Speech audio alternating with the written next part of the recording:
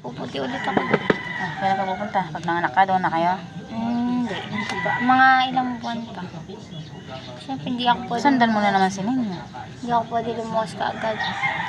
Na, pagkapanganak mo, doon ka na.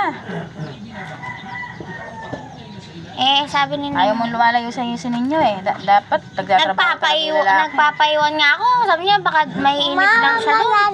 Nang Ba, kami magtiis doon. siya. Hindi kami kasama doon. Sino ka nang kasama? Wala na. Sabi ko, may hirapan lang ako doon.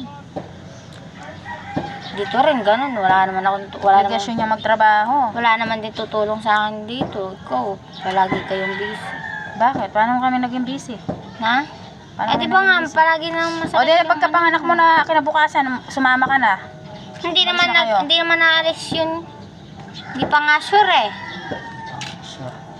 Wala naman dito O kaya nga pumunta siya sa nanay niya, magtrabaho siya. Oo nga. Tasalungan na. Pero sasabi mo.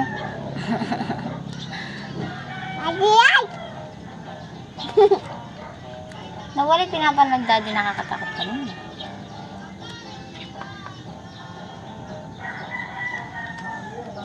China ba yan?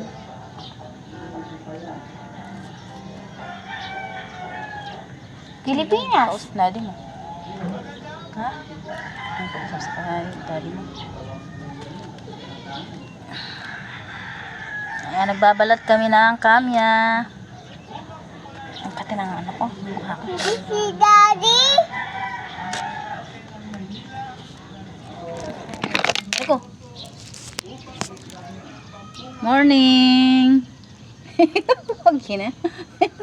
Kasi nga si mama. Huwag na, baby.